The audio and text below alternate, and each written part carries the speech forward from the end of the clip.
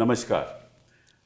इस दिल से के एपिसोड में हम उस विषय की चर्चा करेंगे जो आप मेन स्ट्रीम मीडिया में नहीं सुन पाएंगे, जो आपके प्रिंट मीडिया में कभी उसकी चर्चा नहीं होती, जो देश के जो हमारी राजनीतिक दल है वहाँ तक भी कोई चर्चा नहीं होती। और इसलिए नहीं होती कि लोग सोचते हैं कि अगर चर्चा करेंगे तो हो सकता है कि हमें कहा जाए आप तो प्रो पाकिस्तान हो, आप तो हिंदुस्तानी है ही नहीं। तो विषय है कि जब हमारा देश बना, हमारी संविधान बना, तो एक सेक्युलर देश था और इस सेक्युलर देश में धर्म के आधार पे कोई मतभेद नहीं हो सकता था, होना नहीं चाहिए था। और जब तक तो ये ठीक चलता रहा तब तक तो सब ठीक था। लेकिन 1984 में जब राजीव जी दोबारा सत्ता में आए तो भाजपा की केवल पार्लियामेंट में 2 सीटें रह गई। तो वो सोचने लगे कि अब कुछ करना तो चाहिए, भाजपा की जो आने वाले इतिहास में भाजपा का क्या हाल होगा। तो उसी संदर्भ में अडवाणी जी ने अपनी रथ यात्रा चलानी शुरू की। उससे पहले शाहबानो का केस हुआ, उस पर विवाद पैदा हुआ राजीव जी के टाइम, और रथ यात्रा बड़ी सक्सेसफुल रही।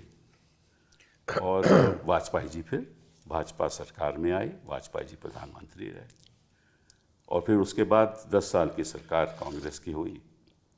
इस बीच में कुछ गुजरात में कुछ एक्सपेरिमेंट्स हुए। तो मोदी जी उस समय मुख्यमंत्री थे गुजरात के, उन्होंने लगा कि ये तो एक्सपेरिमेंट बड़ा सफल रहा है।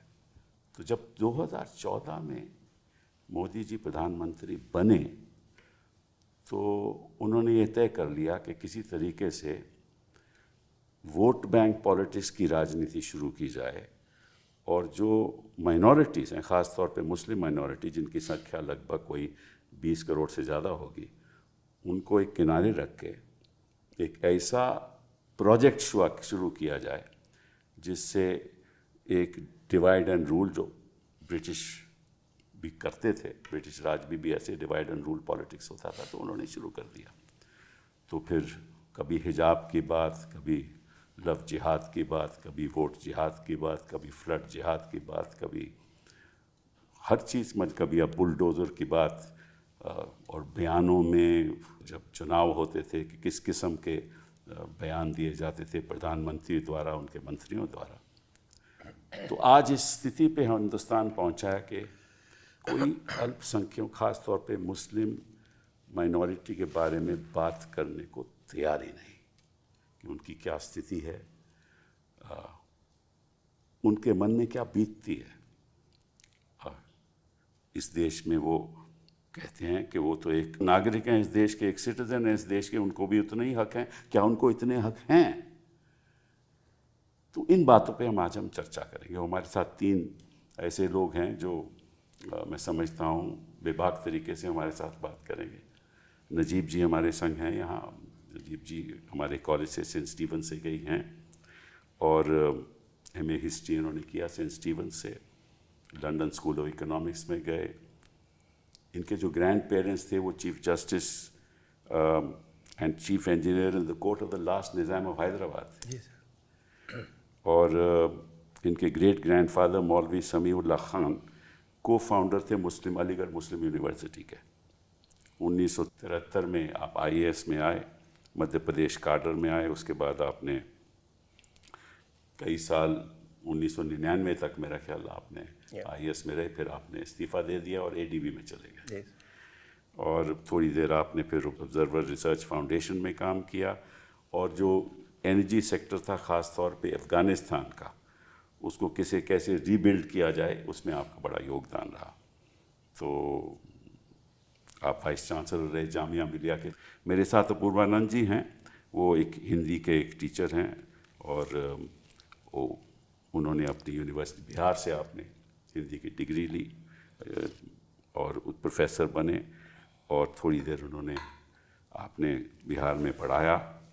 पटना यूनिवर्सिटी से PhD की, फिर उसके बाद TPS कॉलेज पटना में आपने पढ़ाया, फिर महात्मा गांधी इंटरनेशनल हिंदी यूनिवर्सिटी में आप 1999 आपको अपॉइंट किया गया, और जो नेशनल करिकुलम फ्रेमवर्क था हमारा, उसमें आप बनाने का आपका बड़ा योगदान रहा, और आप कोर कमेटी में थे, मुझे मालूम है, जो जिसने डिज़ाइन किया नेशनल करिकुलम प्रोग्राम, और आपने प्रोफेसर यशपाल के साथ काम किया। तो आप बेसिकली जो सेकुलर ट्रेडिशन है हिंदुस्तान की, उससे आप पूरे जुड़े हुए हैं।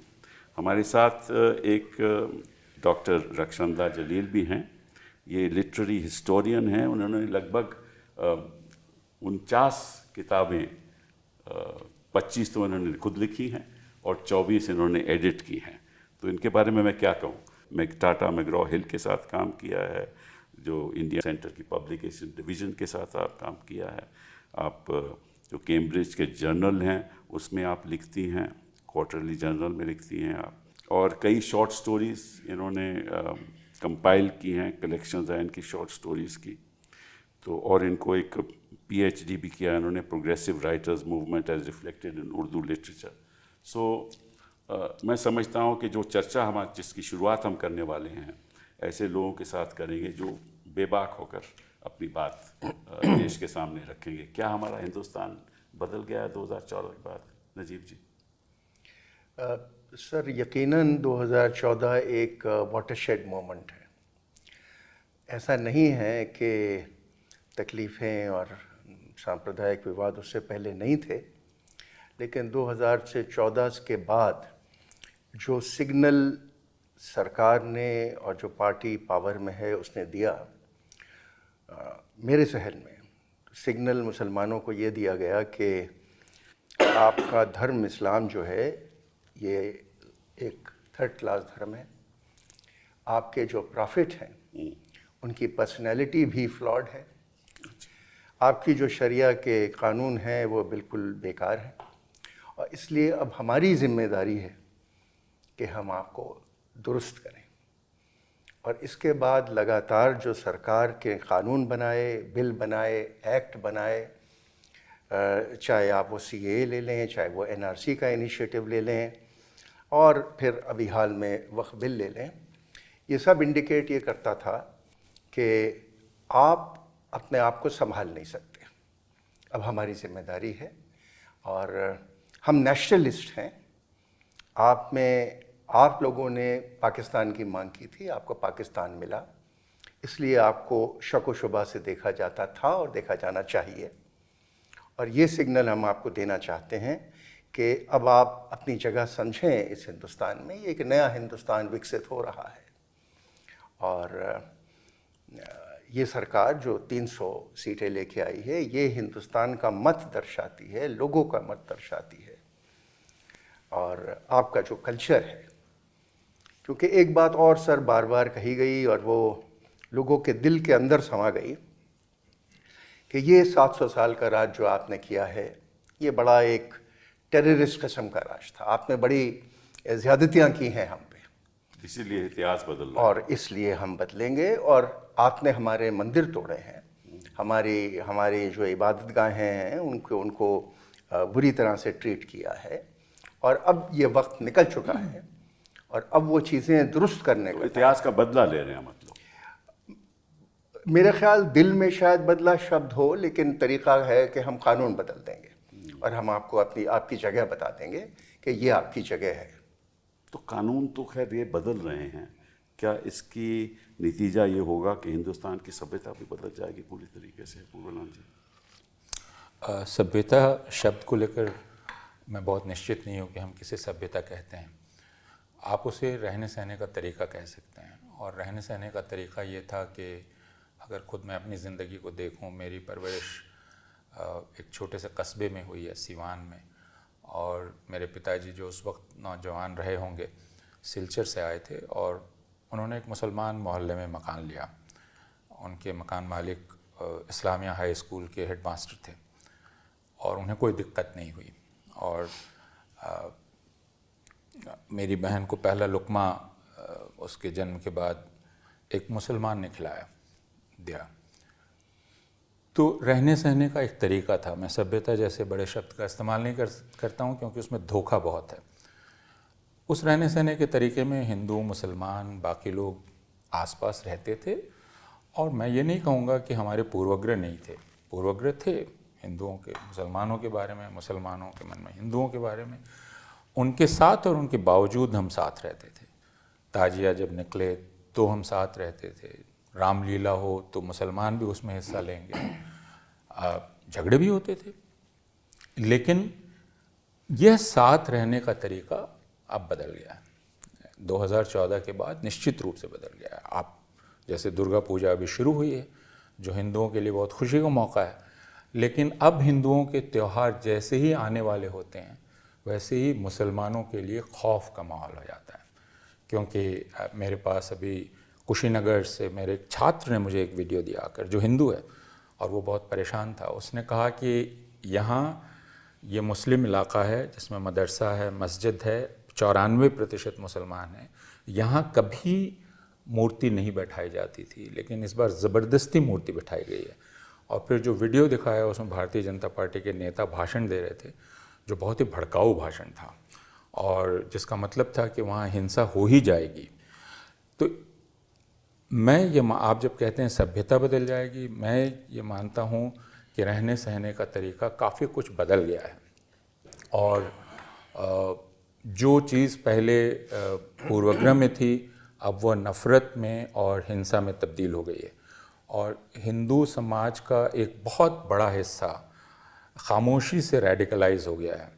हम आमतौर पर रेडिकलाइजेशन शब्द का इस्तेमाल मुसलमानों के लिए करते हैं, और मुझे याद है राजनाथ सिंह ने 2015 में कहा कि मैं ये कहना चाहता हूँ कि हमारे मुसलमान रेडिकलाइज नहीं हुए। तो मेरी इच्छा हुई मैं कि उनसे पूछूं, और आज भी मैं पूछता हूँ कि हमारे हिंदू रेडिकलाइज हुए हैं कि नहीं। तो फ़र्क ये हुआ है कि हिंदुओं की एक बहुत बड़ी आबादी रेडिकलाइज हो गई है, और वो मुसलमान विरोधी और ईसाई विरोधी घृणा से ग्रस्त है, उसका पूरा मनोविज्ञान। और वो आपको दिखलाई पड़ता है जब हिमाचल प्रदेश में अभी जुलूस निकले, तो उस जुलूस में तो हज़ारों लोग थे। उसके पहले मैंने देखा बड़ौदा में एक होटल खुला, एक मुसलमान ने एक होटल खोला। उस होटल के रास्ते पर हिंदू औरतें खड़ी हो गई, हिंदू मर्द खड़े हो गए कि हम यहाँ नहीं होटल खोलने देंगे। ये तो सामान्य हिंदू थे कि हम होटल नहीं खोलने देंगे। वो तो कहते हैं कि गरीब की जो रेडी जो मुसलमान लगाता है उस पर कुछ खरीदना नहीं आपको चाहिए। वो तो कोरोना के वक्त चला, और उसके उत्तम नगर में ठेले उल्टे गए, बाकी जगह प्रतिबंध का लगाया गया कि नहीं होना। इस तरह के वीडियोस आपको रोज़ मिल जाएंगे जिसमें एक हिंदू अपना हक मानता है कि वो जाकर एक दुकान पर इंस्पेक्ट करेगा, कहेगा कि ये जो नाम तुमने लिखा है, जैसे उत्तर प्रदेश में हम जानते हैं त्यागी मुसलमान भी लिखते हैं, बाकी लोग भी लिखते हैं, तोमर भी मुसलमान लिखते हैं। तो एक दुकान पे लिखा हुआ है तोमर कोई शॉप, तो ये जाके कह रहा है तुम्हारी हिम्मत कैसे हुई, तुम तोमर लिखोगे, तुम अपना नाम लिखो।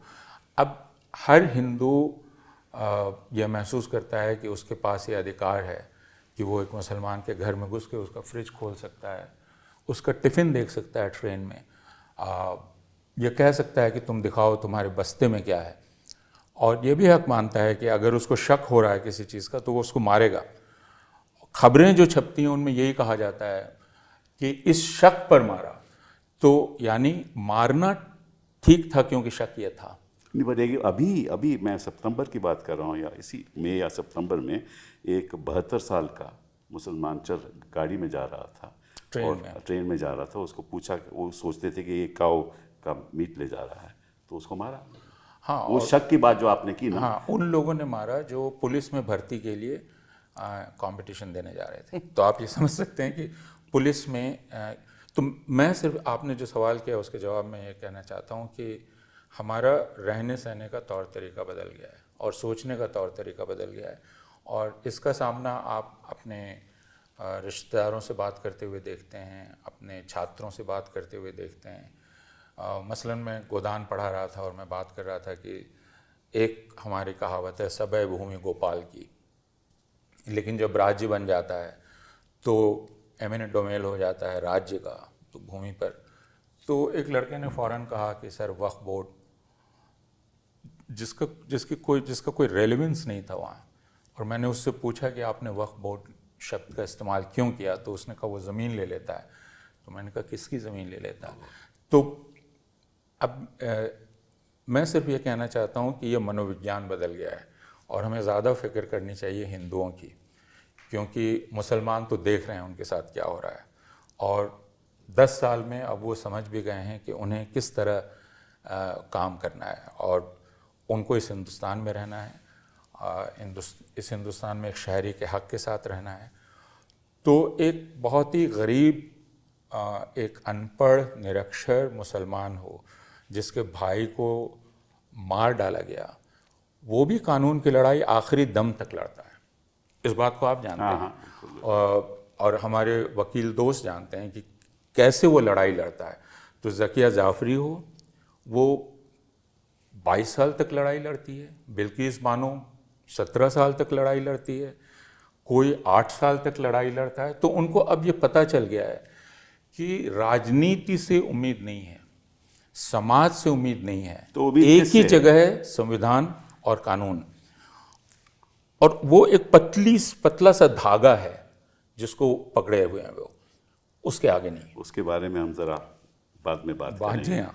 आपने बात कहा कि भाई आप समझते हो कि हिंदू समाज में एक बड़ी भारी परिवर्तन आ गया, उनकी सोच बदल गई है। लगभग आपने कहा कि ज़्यादातर हिंदुओं की सोच बदल। मैं आपसे थोड़ा इत्तेफाक रखता हूँ, क्योंकि ये जो बातें सब जो हो रही हैं, और डॉक्टर साहब से हम पूछेंगे कि रक्षानंदा जी से कि भाई ये बातें जो हो रही हैं ये तो केवल बीजेपी की स्टेट्स में हो रही हैं जहाँ बीजेपी राज कर रही है, बाकी जी तो जगह तो नहीं हो रही।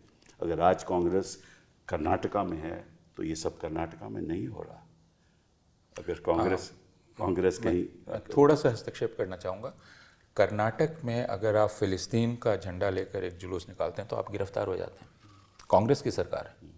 नहीं, मैं आप हिंदू रेडिकलाइज हो रहे हैं ना, जो आप बोल रहे हैं। तो वो पुलिस हिंदू है, मैं सिर्फ ये कहना चाह रहा हूँ। वो ठीक है, लेकिन सारी हिंदू पुलिस नहीं है। सारे हिंदू पुलिस इसलिए कि रेडिकलाइज हो रही है क्योंकि उनके जो शासन है उनको ये अख्तियार देता है कि ये काम करे, उनका कुछ नहीं होगा। लेकिन बाय एंड लार्ज मैं समझता हूँ, अभी आप छात्रों की बात की, मैं भी आपसे पूछूंगा, छात्रों की बात की। आजकल के छात्र अब कहने लगे हैं, मेरे तो कई बार बातचीत होती है कि भैया हमें तो अपनी नौकरी चाहिए, हमें तो रोज़गार चाहिए। ये सब हिंदू मुस्लिम से क्या होने वाला है? तो साहब आप बताइए। देखिए 1947 के बाद मुसलमानों की कोई ख़ास मिडिल क्लास थी नहीं। जो क्रीमी लेयर थी पाकिस्तान चली गई, गरीब गुरबा बचे थे। हमें 70 साल से ज़्यादा लगे एक मिडिल क्लास बनाने के लिए। मिडिल क्लास चाहे हिंदुस्तान की हो चाहे कहीं की हो, क्या चाहती है? बेहतर घर, नौकरी, बेहतर ज़िंदगी। This is a world wide phenomena, not peculiar to India और इंडियन मुस्लिम्स। अब हम समझते हैं, हमसे मेरी मुराद ये है कि जो एक एवरेज हिंदुस्तानी हिंदू है वो एक लेंस से मुसलमानों को देखता है।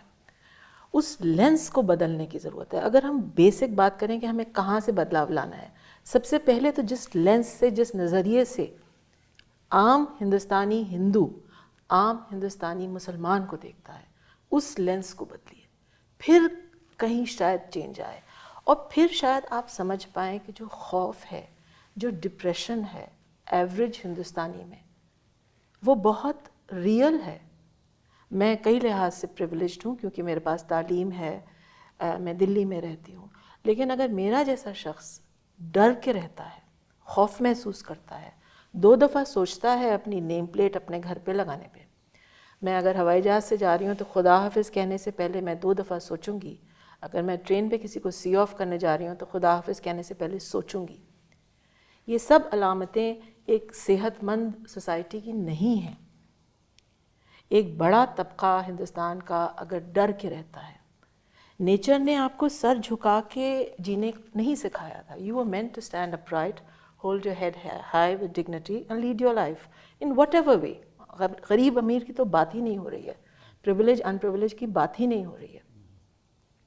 हम अगर नेचर के उस निज़ाम से दूर चले जाएंगे और हम डर के साथ रहेंगे।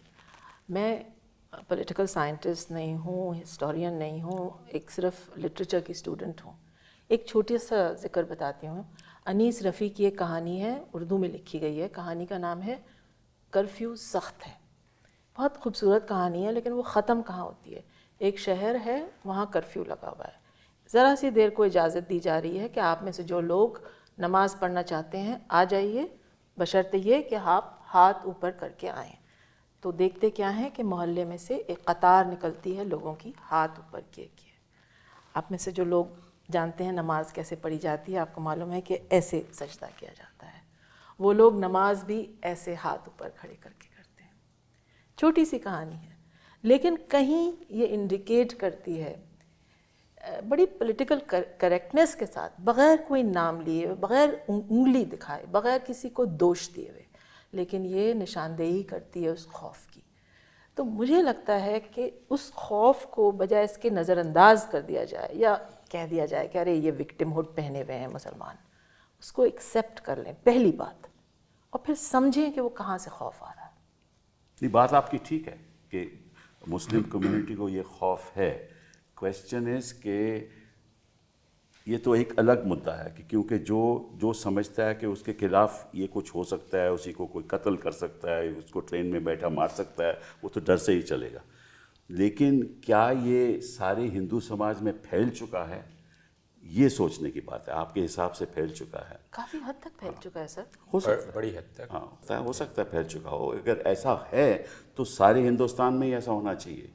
लेकिन मुझे नहीं मालूम कि जहाँ जहाँ हमारी नॉन बीजेपी सरकारें हैं वहाँ ये वाक़े नहीं होते, एटलीस्ट दिखाए नहीं जाते। नहीं सोच सर, तो है, ये दो मुख्तलिफ चीज़ें हैं। हाँ। They are different things. एक कि क्यों नहीं उन सरकारों में हो रहा, अगर फैल भी चुका है तो उन सरकार में इसलिए नहीं हो रहा क्योंकि जो शासक है, जो एडमिनिस्ट्रेटर है, कलेक्टर, एसपी, वो सरकार की तरफ देखता है। तो आपके नॉर्थ इंडिया के काउ बेल्ट में सरकार आपकी वाहवाही कर रही है अगर 4 लोग मर जाएं तो, या आप बुलडोज़र चला दें तो। लेकिन अगर आप यही चीज़ कांग्रेस की सरकार में करें या बिहार में करें या कलकत्ते में करें तो वो आप नहीं कर पाएंगे क्योंकि आपका जो शासक है वो आपके चीफ मिनिस्टर की तरफ देख। लेकिन इसका ये मतलब नहीं है कि आबादी में दिल बदल गया। उसी एक हमारे बड़े सीनियर पॉलिटिकल लीडर हैं सर, वो किसी डीजी पुलिस को एड्रेस कर रहे थे कुछ साल पहले। उनको ये कह रहे थे कि आप बेबाकी से काम करिए क्योंकि हमने जनता का मन बदल दिया। ये एक बड़ा सैल्यूटरी स्टेटमेंट है सर। तो आज जब हरियाणा में जिन्होंने जिक्र किया रक्षंदा ने, नमाज पढ़ने से रोक दिया जाता है, एक डेजिग्नेटेड जगह है जहां सालों से नमाज पढ़ी जा रही है, दिल्ली में वहां लाके रोक दिया जाता है। दिल्ली में भी ऐसा ही हो रहा है। तो लात मारी गई एक शख्स अब पे एक हरियाणा में नूह के पास एक इमाम साहब का कत्ल कर दिया गया, 2023। जी हाँ। कोई रिलीफ नहीं है। अब जो दूसरी बात हुई सरकार, 4 मुसलमान 5 मुसलमान बहादुर लड़के अब उनका मुकदमा लड़ने के लिए तैयार, लेकिन सरमाया नहीं है, पैसे नहीं है। हरियाणा में जज कितना सही है कितना गलत है, कौन उनको हरियाणा, क्योंकि कपिल सिब्बल के पास पहुंचने की उनका सरमाया नहीं है। अगर चंडीगढ़ हाई कोर्ट में भी वो लड़ेंगे तो वो किसके पास जाएं, फीस कहाँ से लाएं? ये एक एक्चुअल स्थिति है sir. Rakhshanda would know those people, they are fighting a case in Gurgaon today and struggling to raise funds. तो ये परिस्थिति से जो इन्होंने बात कही कि धीरे धीरे जो टाइम बदला है, मैं आपको एक छोटी सी किस्सा सुनाता हूँ सर। 1947 में जब तकसीम हुई तो आपको तो मालूम है दरियागंज में हमारा घर था, एक टांगा वहाँ से गुजर रहा था। टांगे में एक फैमिली थी। तो मेरे फादर निकले, उन्होंने कहा कि आप लोग कहाँ से आए? उन्होंने कहा साहब हम फलानी जगह पाकिस्तान से आए हैं दिल्ली सेटल होने के लिए, अंदर आ जाइए। वो कुलदीप नैयर साहब की फैमिली थी, जस्टिस राजेंद्र सच्चर की फैमिली थी, और वो हमारे घर 6 साल रहे sir, 1947 to 1955। My family moved out. तो ये तो रहन सहन का तरीका था। सही बात। और ये 1947 है, वो तो खत्म हो तो गया। जिसको आपने तबाह कर दिया वो सर। तबाह। अब जब इश्क हो जाए और एक मुसलमान लड़का एक हिंदू लड़की से शादी कर ले तो वो लव जिहाद हो गया है। अब कल बरेली के जज साहब ने तो कहा कि साहब इनको लाइफ इम्प्रिजनमेंट कर दी जाए। तो ये अंधेर नगरी चल रही है सर, और ये जज साहब से कोई पूछने वाला नहीं है। आपका सुप्रीम कोर्ट क्यों नहीं उन जज का एक्सप्लेनेशन आज कॉल करता, और चीफ जस्टिस साहब उनको क्यों नहीं निकाल देते? That is the question that I would like to ask. तो इसके जिम्मेदार कौन है ये बताइए आप। देखिए, एक तरफ मेन स्ट्रीम मीडिया बात नहीं करता, दूसरी तरफ कोई अखबार इसको आगे नहीं, मतलब it's not the main news in any newspaper. कोई सोशल मीडिया पे अक्सर थोड़ी बहुत बात होती है, कोर्ट नज़रअंदाज कर देती हैं, तो फिर जाएं तो जाएं कहाँ? हाँ, ये दुविधा बिल्कुल असली दुविधा है। लेकिन मैं जैसा देख पाता हूँ वह यह है कि जैसा मैंने कहा कि हम सब लोग एक राज्य में रह रहे हैं जो कानून से चलता है, कानून है। और मेरा पूर्वाग्रह आपके बारे में है, इनका मेरे बारे में है। उन पूर्वाग्रहों को राज्य ख़त्म नहीं कर सकता, लेकिन राज्य ये कर सकता है कि उस पूर्वाग्रह के चलते मैं आपको कोई नुकसान नहीं पहुंचाऊंगा। राज्य इसका इंतज़ाम कर सकता है। यह जो चीज़ ख़त्म हो गई कि आपको इस बात की छूट दे दी गई कि आप अपने पूर्वाग्रह को हिंसा में तब्दील कर सकते हैं और राज्य वहाँ आपके साथ खड़ा होगा। यह एक बहुत बड़ी तब्दीली हुई है। दूसरे कि चूंकि भारतवर्ष एक जनतंत्र है और जनतंत्र के चलने का तरीका चुनाव है और चुनाव में आप बहुमत इकट्ठा कर सकते हैं वोटों के ज़रिए और ज़्यादा वोट हिंदुओं के पास हैं, तो आप हिंदू को अपील करना चाहते हैं। और आपने एक हिंदू साइकोलॉजी या मनोविज्ञान समझ लिया है कि अब हिंदू होने का, हिंदू की परिभाषा क्या है? हिंदू की परिभाषा है जो मुसलमान से नफ़रत करता है या जो मुसलमान को लेकर जिसके मन में एक द्वेष है। ये सारे राजनीतिक दल मान गए हैं। इसलिए मैं आपको दल क्यों नहीं बोलते? हाँ, मैं वही बता रहा हूँ। मैं आपको एक वाक़या बतला रहा हूँ छोटा सा। यह है शायद सन 2013 का या 14 का, जिसमें दिल्ली के करीब अटाली नाम की एक जगह है हरियाणा में। उसमें गरीब मुसलमानों की एक बस्ती थी, दिहाड़ी करके काम चलाने वालों की, और वहाँ के जो दबंग हिंदू थे उन्होंने कहा कि तुम मस्जिद नहीं बना सकते यहाँ, गांव से दूर 2 किलोमीटर दूर जाके बनाओ।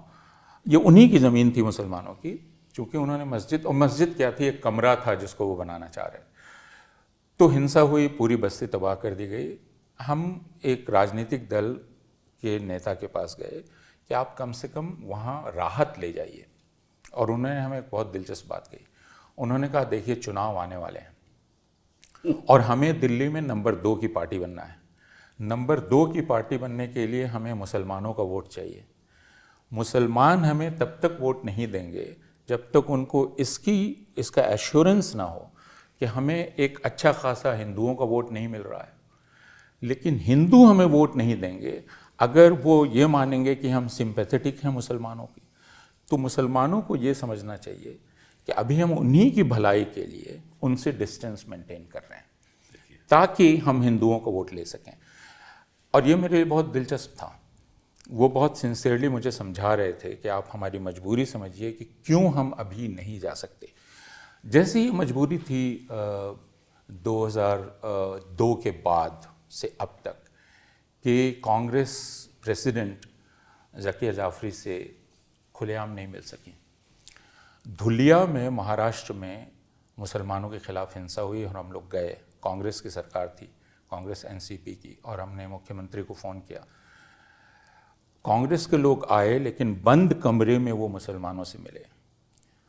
उन्होंने कहा आपको समझना चाहिए हम publicly we cannot be seen with you. तो यही तो है ना। तो यह जो डर है राजनीतिक दलों में कि हम चुनाव हार जाएंगे, कि हम चुनाव हार नहीं, और उनकी समझ है हिंदुओं के बारे में कि अब हिंदू में एम्पैथी नहीं रह गई है। यानी they have very low opinion आप समझते हो कि ये समझ सही है? नहीं, मैं अभी भी नहीं मानता हूँ। मैं कह रहा हूँ कि हिंदुओं का बड़े पैमाने पर रेडिकलाइजेशन हुआ है।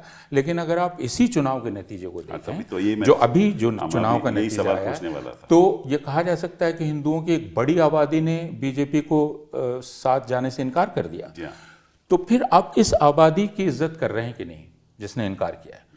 इसके बाद भी मैंने देखा कि 4 जून के बाद 1 महीने में जितनी लिंचिंग की घटनाएं हुई और मुसलमानों के खिलाफ वायलेंस की, वो उतनी देर में पिछले 10 साल में भी नहीं हुई थी। लेकिन किसी राजनीतिक दल ने ये नहीं कहा कि मुसलमानों पर हिंसा नहीं होनी चाहिए। तो फिर आप उस मैंडेट को भी रिस्पेक्ट नहीं कर रहे थे जो मैंडेट आपको मिला था। तो एक तो राजनीतिक दलों का फेलियर है, दूसरा शासन जो है, और जो ख़ास तौर पे जो इन्वेस्टिगेटिंग एजेंसी है, जो पुलिस है, वो शासन की तरफ देखते हैं। नहीं, मैं सिर्फ उसमें एक इंटरवीन करना चाहता हूँ। मैं थोड़ा सा मतभेद रखता हूँ आपसे। मेरा ये मानना है कि प्रशासन और पुलिस का एक बड़े पैमाने पर हिंदुत्वकरण हुआ है, और ये बहुत गंभीर बात है।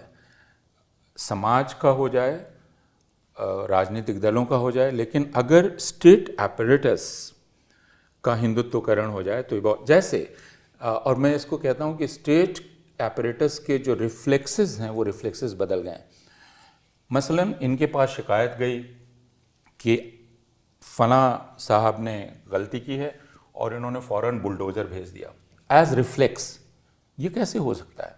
एक डिस्ट्रिक्ट मैजिस्ट्रेट, एक म्यूनिसिपल कमिश्नर तुरंत बुलडोज, तो ये रिफ्लेक्स है। पूर्णा जी, मैं थोड़ा सा मैं भी इत्तेफाक रखता हूँ। रीज़न इज कि ऐसे ऐसे मैजिस्ट्रेट उन पोस्ट में बिठाए जाते हैं जो उसी सोच की हो, उसी भावना के हो। सारे डिस्ट्रिक्ट मैजिस्ट्रेट ऐसे नहीं हैं। मैं देयरफॉर जो भी पोस्टिंग्स करता है, कोई भी चीफ मिनिस्टर जब पोस्टिंग करता है ये देख कर करता है कि ये मेरा काम करेगा। नहीं सर, ये फिर वही बात है कि दो डिफरेंट चीज़ें हैं। कुछ डिस्ट्रिक्ट मजिस्ट्रेट बदले हैं और कुछ नहीं बदले हैं, लेकिन पॉलिटिकल पार्टीज की हौसला खत्म हो चुका है। वो ठीक बात है आपकी।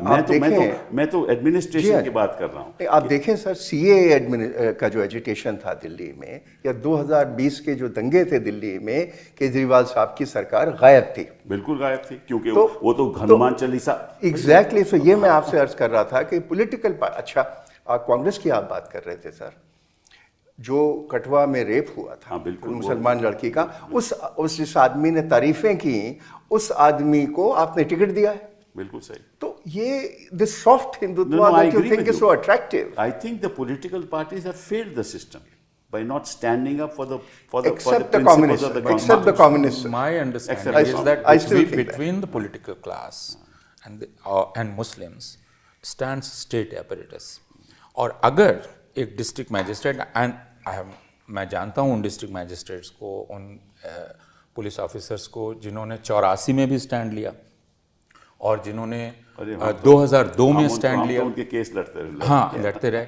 तो अगर ये जो बीच वाली चीज़ है वो मिल जाएगी मॉब से, यानी भीड़ जो काम करती है, अगर वो काम पुलिस करने लगेगी, मैं नहीं और समझता DM कि करने सारे लगेगा। पुलिस के लोग ऐसे कर रहे हैं। सारे कभी नहीं करते हैं, लेकिन प्रायः ऐसा अब होने लगा है। सर मैं 10 साल डिस्ट्रिक्ट मैजिस्ट्रेट रहा हूँ सर, कांग्रेस के ज़माने में मध्य प्रदेश में। स्पष्ट ऑर्डर थे सेंट्रल गवर्नमेंट के, it was a Congress government here, कि पहले गोली चलेगी, बाद में आप बात करेंगे अगर कम्युनल दंगा होगा तो।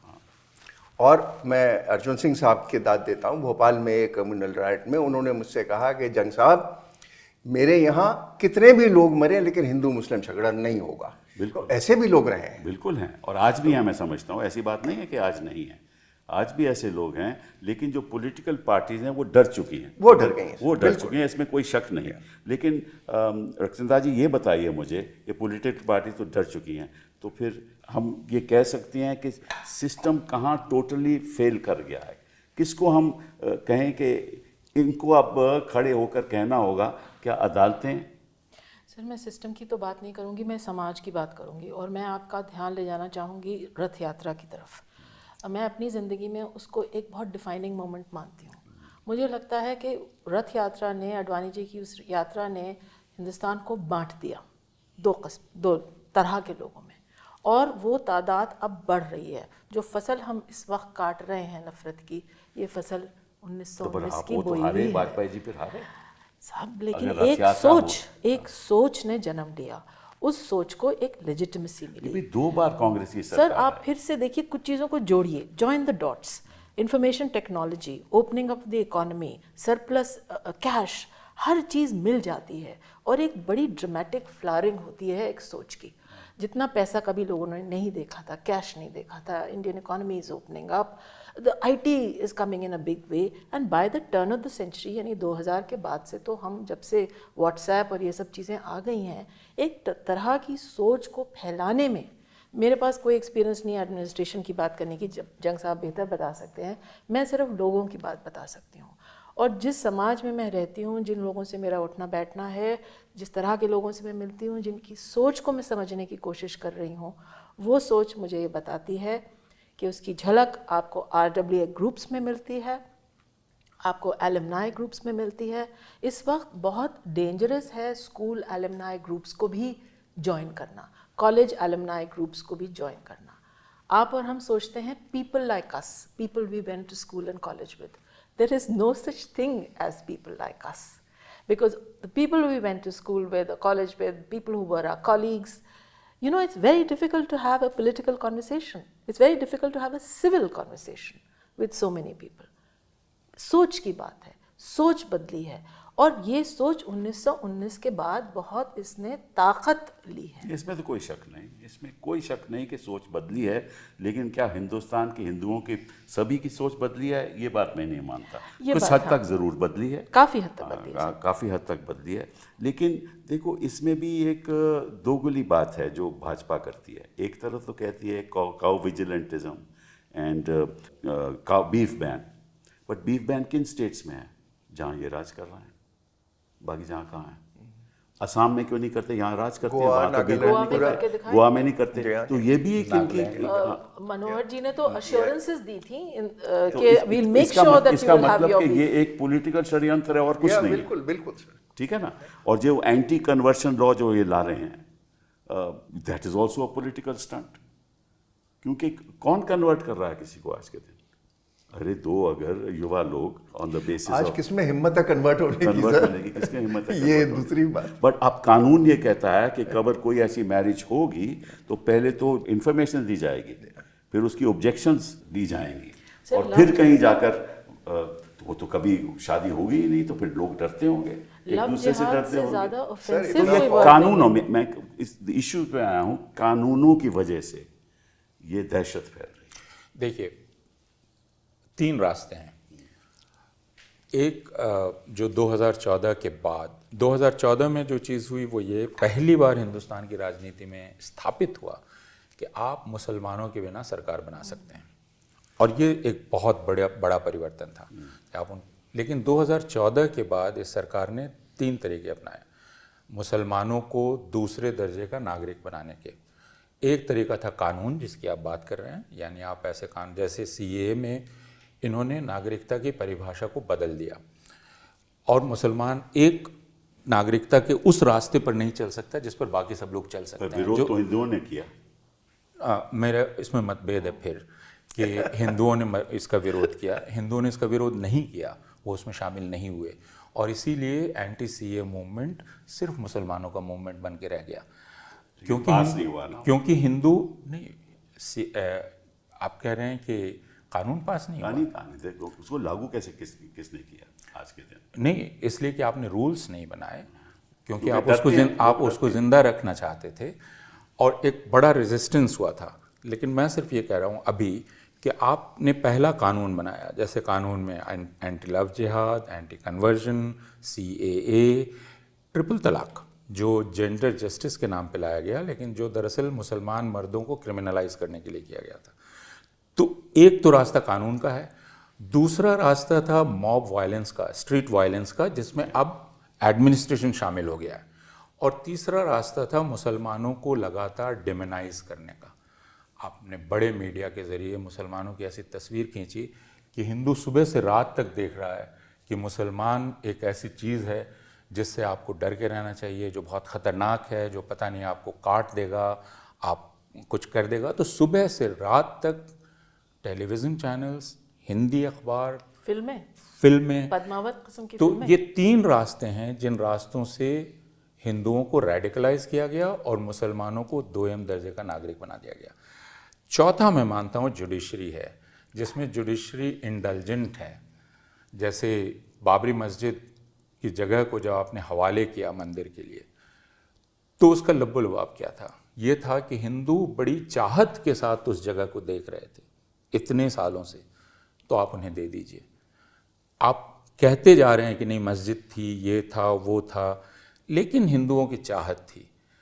और जुडिशरी का इंटेलिजेंस, जिसको मैं कहता हूँ ज्यूरिस्प्रूडेंस ऑफ क्यूरियोसिटी, जो ज्ञानवापी में इन्वोक किया गया, जिसमें कहा गया कि अरे भाई मेरी सिर्फ इच्छा है जानने की कि इसमें है क्या, तो मैं टाइटल नहीं मांग रहा हूँ लेकिन मैं इंस्पेक्ट तो कर सकता हूँ। उसका नतीजा है कि अब ज्ञानवापी में पूजा हो रही है। तो ये इंडल्जेंस जो जुडिशरी का है, ये 4 चीज़ें मिलकर इन्होंने हिंदुस्तान को बदल दिया है। आपका कहना बिल्कुल ठीक है कि हिंदुओं की एक बड़ी आबादी हो सकता है खुद बहुत एम्बिवेलेंट हो, और हम जानते हैं साइकोलॉजी लोगों की कि वो अपने ख्यालात को ही लेकर एम्बिवेलेंट हो सकते हैं, लेकिन आप उसमें से किस हिस्से को उकसावा दे रहे हैं।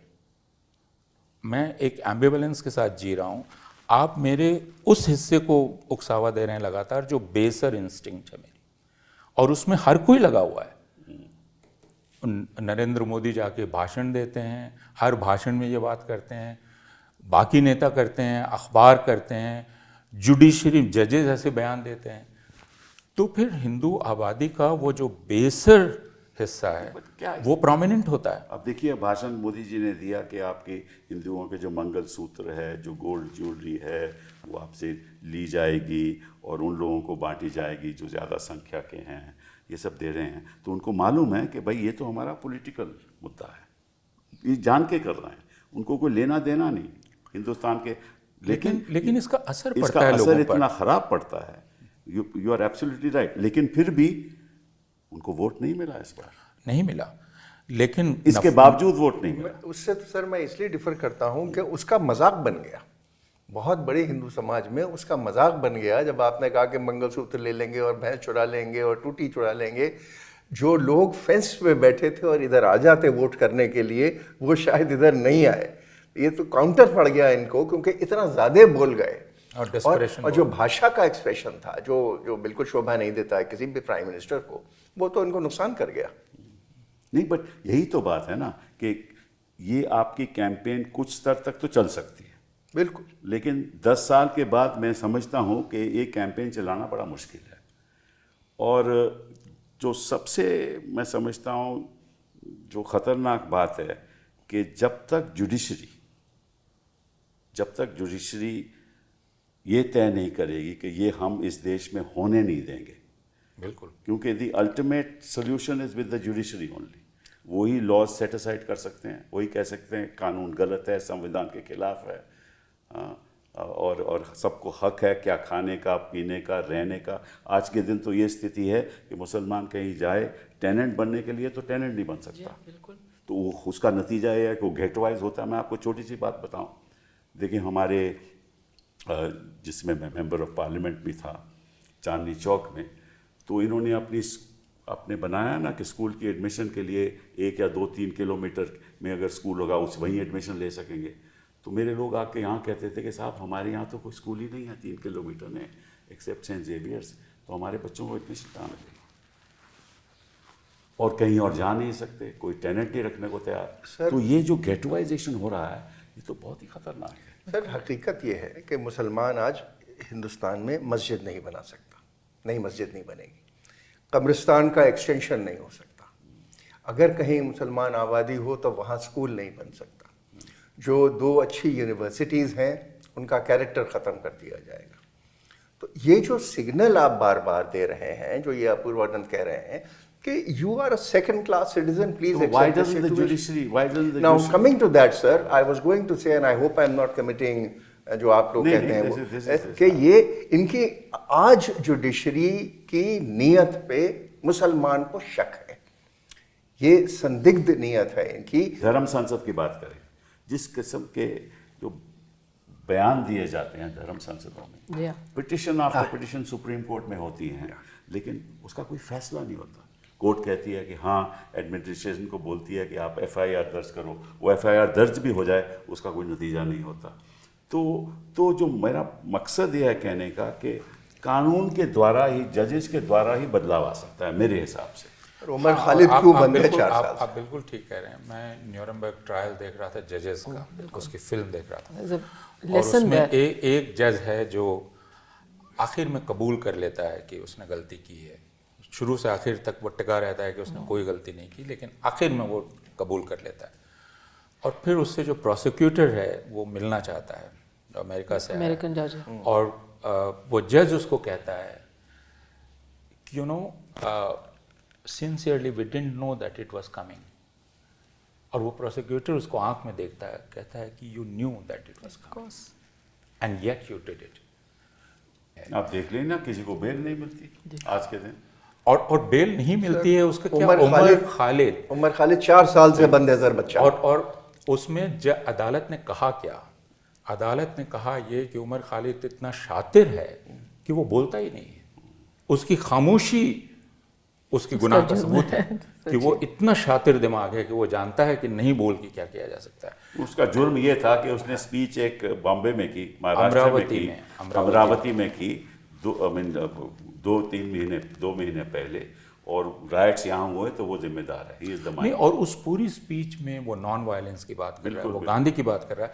अदालत उसको इंटरप्रेट ये कर रही है कि ये आदमी इतना शातिर है कि ये दरअसल ये बात करके दूसरा कुछ कन्वे करना चाहता है। तो आप पूरे एविडेंस के प्रिंसिपल को ही उलट देते हैं। तो कोई, या अभी जो जज ने कहा, वो औरत कह रही है कि भाई मेरे साथ कोई जुल्म नहीं हुआ, मेरे साथ कोई ज़बरदस्ती नहीं हुई, मैं अपनी मर्जी से, लेकिन जज कह रहा है कि मैं मान ही नहीं सकता इसकी बात, इसलिए इसने लव जिहाद किया है और इसको इतनी सज़ा मैं दूंगा। तो no evidence is evidence in itself against you because I want to persecute you or prosecute you. अब ये क्या हो रहा है कि हिंदुस्तान की अब राजनीति में क्या हो रहा है कि अब जहाँ जहाँ भी चुनाव हो रहे हैं, फॉर एग्जांपल अभी झारखंड में चुनाव हो रहा है, होने वाला है, तो वहाँ कह रहे हैं कि सब बंगाल से आ गए, बंगाल से आ रहे हैं सारे, और बांग्लादेश से आ गए, मतलब कि नोबडी हैज एनी डेटा, किसी के पास कोई डेटा नहीं है कि बांग्लादेश से आ रहे हैं या नहीं, लेकिन प्रधानमंत्री जी कह रहे हैं, चीफ मिनिस्टर ऑफ असम जाकर वो कह रहे हैं ये षड्यंत्र चलाया जा रहा है। और कोई CEC जो इलेक्शन कमीशन है वो कुछ नहीं कहती। नहीं, वो कह रहा है, जैसे झारखंड के चीफ सेक्रेटरी ने खत लिखा कि आप यहाँ का माहौल बिगाड़ रहे हैं और ये नहीं करना चाहिए, तो इलेक्शन कमीशन ने कहा कि you cannot write this. मतलब इलेक्शन कमीशन ये कह रहा है कि he has a right to spread hatred. वो तो पक्षदार ऐसे तो इंस्टीट्यूशन खत्म हो जाए, आपकी मीडिया, मेन स्ट्रीम मीडिया खत्म हो जाए, आपकी जुडिशरी जो करना चाहिए नहीं करे, और प्रिंट मीडिया सवाल नहीं उठाए, तो आप जो प्रशासन है वो तरफदारी करे, CEC इनके तो जाए कहाँ बताइए। तो एक ग्राउंड स्वेल है जो ओपिनियन को चेंज कर सकता है। मेरे ख्याल से हमें उसी का इंतज़ार करना होगा और हमें कहीं अपने पास से सबक सीखना। तो अगर सब रेडिकलाइज हो गए तो इंतज़ार किस चीज़ का? नहीं, सब तो देखिए नहीं रेडिकलाइज हो सकते, वो तो नेचर के दस्तूर के ख़िलाफ़ है। एक फाशिस्ट प्लेबुक है जिसके साथ काम किया जा रहा है। हमने ये सब चीज़ें जर्मनी में देखी और बहुत साल पहले नहीं, barely half a century ago all this has happened। ये उत्तराखंड में जो कहा जा रहा है कि अपने नाम बताइए, वहाँ कहा गया था कि आप स्टार ऑफ डेविड पेंट कीजिए और अपने हाथ पे अपना निशान लगा के चलिए ताकि हम पहचान जाएं। और हमसे तो बहुत पहले, कुछ साल पहले कहा गया था कि हम पहचान जाएंगे उनको उनके कपड़ों से। तो अब जहाँ कपड़ों से नहीं पहचानेंगे तो नाम चाहते हैं। तो ये एक फाशिस्ट सोच है। कहीं ना कहीं मेरे ख्याल से ग्राउंड स्वेल इस सोच के खिलाफ एटलीस्ट चर्चा तो होनी चाहिए। चर्चा होगी। The elephant in the room needs to be called out. ये खामोशी जो लोग चुप्पी साधे हुए हैं, सबसे बड़ी मेरे ख्याल से मुश्किल इसमें है। People need to have conversations like this, maybe more conversations। और ये जो डाइनिंग टेबल conversations हैं, ये जो WhatsApp conversations हैं, मैंने सुना है कि यहाँ पे families are split, यानी एक मेज़ पे फैमिली बैठ के बात नहीं कर सकती क्योंकि लोगों के डाइवर्जेंट ओपिनियंस हैं। This is our hope. अगर मुझे उम्मीद की कहीं किरण दिखती है तो मुझे डिसेंट में दिखती है। डिसेंट तभी होगा जब लोग समझेंगे कि इस हिंदू मुस्लिम विवाद में हमें कुछ नहीं मिलने वाला, हमें तो नुकसान ही नुकसान। बिल्कुल, तभी बदला। तो इसीलिए मैंने सोचा कि एक ऐसा प्रोग्राम किया जाए जहाँ जो सच्चाई है देश के सामने, जो हमारे सामने सच्चाई खड़ी है कि आप इस देश के जो यूनिटी है, जो मुसलमान जिनको हक था वो वहाँ भी जा सकते थे, लेकिन उन्होंने कहा हम पाकिस्तान नहीं जाएंगे, ये हमारा देश है। हाँ, क्यों जाएं, ये हमारा देश है, ये हमारा। आपके मदर के बारे में बात कर रहा हूँ, आपने खुद लिखा है ये मेरा देश है, मैं यहाँ रहूँगा। अगर उसको कहो कि ये तेरा देश नहीं है तो मैं समझता हूँ लेकिन मुझे लगता है इससे हमें एक कदम आगे जाना चाहिए। रक्षंदा जलील ये कह सकती हैं कि आप कह सकते हैं कि हमारे पुरखों ने ये फैसला किया।